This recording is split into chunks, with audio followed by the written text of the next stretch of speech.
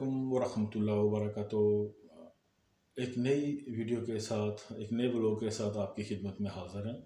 खुदा ताला से यही हमारी दुआ है कि जो भी भाई, हमारी बहन, बेटा, बुज़ुर्ग वीडियो देख रहा है, अगर वो बीमार हैं तो खुदा ताला उनको शफ़ा कामला अता करे और उनकी हर जायज़ ख्वाहिश पूरी करे।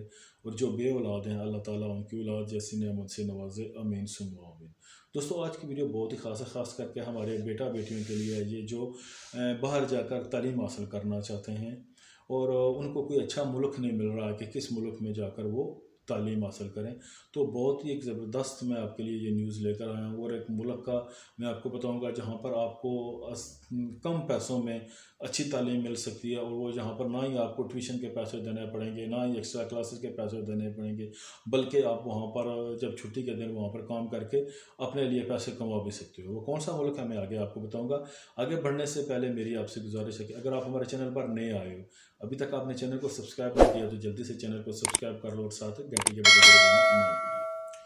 तो दोस्तों, ये यूरोपियन मुल्क है, बहुत ही खुशहाल मुल्क है और वहाँ के लोग बहुत ही प्यार करने वाले हैं। मैं बात कर रहा हूँ फ़िनलैंड की। फ़िनलैंड ने अपने जो है ना वो स्टूडेंट वीज़े जो है उनका आगाज़ कर दिया है। उनको तकरीबन जो है वो 70,000 के करीब जो है उन्होंने अपने जो स्टूडेंट के लिए जो है ना वो दाखिले का ऐलान किया है।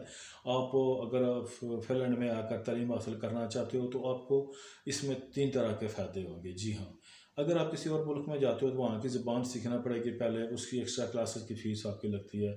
इसके अलावा वहाँ पर जो इनका रहाइश का होता है आपको वो अच्छा खासा जो है ना आपको पैसे देने पड़ते हैं। फिर इसके अलावा जो आप एक्स्ट्रा ट्यूशन्स लेते हो उनकी फ़ीस देनी पड़ती है। लेकिन दोस्तों, फ़िनलैंड में ऐसी कोई बात नहीं है। यहाँ पर आपको कोई एक्स्ट्रा ट्यूशन की फ़ीस नहीं देनी पड़ेगी, कोई आपको एक्स्ट्रा लैंग्वेज नहीं सीखनी पड़ेगी, क्योंकि इंग्लिश लैंग्वेज है वही आपकी यहाँ पर चलती है। इसके अलावा सबसे बेहतर जो बात यह मुझे लगी है इनकी, कि आपको यहाँ पर जब यूनिवर्सिटी नहीं है, चाहे 3 दिन यूनिवर्सिटी नहीं है, 2 दिन यूनिवर्सिटी नहीं है, 4 दिन यूनिवर्सिटी नहीं है, तो तब आप वहाँ पर जॉब कर सकते हो। तो जॉब कुछ नहीं है, साथ ही जो आपका होता है क्या कहते हैं यूनिवर्सिटी, उसके आगे जहाँ पर रहायश है वहाँ पर ही आप जॉब तलाश कर सकते हो। और आपका जो टिकट या बस का या पास का वो भी आपका जो है ना बचत हो जाती है, क्योंकि किसी जगह अगर दूर आप जाकर जॉब तलाश करोगे तो फिर आपको पास लेना पड़ता है, वो आपका अलग खर्च होता है। और दोस्तों, जैसे कि अगर कोई फ्रांस आता है या जर्मनी या इंग्लैंड आता है जा एज ए स्टूडेंट, तो उसको अच्छी खासी जो है ना वो उसकी पैसे लगते हैं।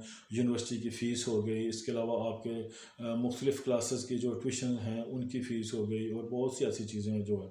और फिनलैंड में आपको ये है कि अगर आप यहाँ पर तालीम अपनी कंप्लीट कर चुके हो और उसके बाद यहाँ पर जॉब के भी बहुत ज़्यादा मौके हैं, आप यहाँ पर जॉब हासिल कर सकते हो।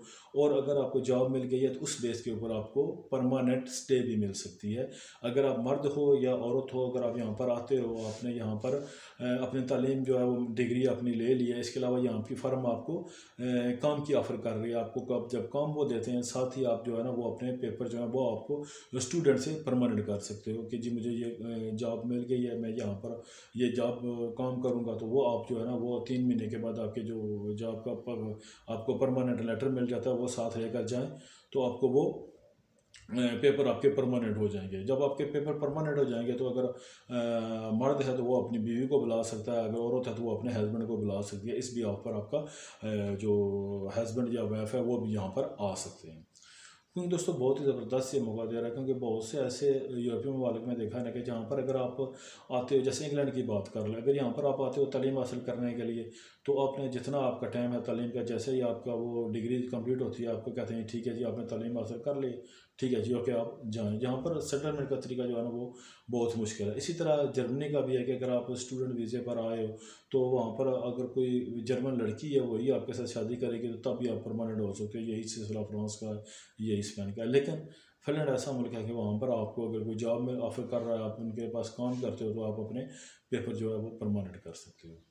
जब स्टूडेंट वीज़ा भी अप्लाई करने के लिए सबसे ज़रूरी यह है कि आपकी हेल्थ इंश्योरेंस और आपका जो मेडिकल चेकअप होना चाहिए।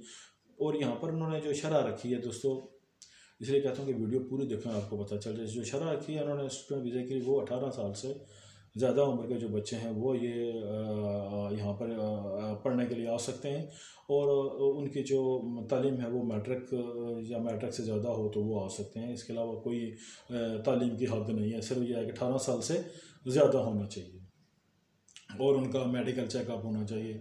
और जब आते हैं तो उसका रिटर्न टिकट होता है, तो वो आपका मस्ट है। वो रिटर्न टिकट जब आप यहाँ पर आते हो तो उसके बाद वो अपना रिटर्न टिकट जो है ना वो आप कैसे वहाँ से जो है ना रिफ़ंड करा सकते हो। तो बेहतरीन मौका है दोस्तों, आप इससे ज़रूर फ़ायदा हासिल करें। जो भी हमारे बहन बेटियाँ भाई यहाँ पर पढ़ने के लिए आना चाहते हैं उनके लिए ये बहुत ही ज़बरदस्त मौका है। अगर इस सिलसिले में आप मज़ीद कोई सवाल आपके जहन में सवाल पूछना चाहते हो तो राजा एडी जुल्फ़िकार मेरी इंस्टाग्राम की आईडी है, आप वहाँ पर आ जाएँ, वहाँ पर मुझसे पूछ सकते हो। ज़िंदगी रही तो मिलते हैं फिर किसी वीडियो में। ओके, अल्लाह हाफ़िज़।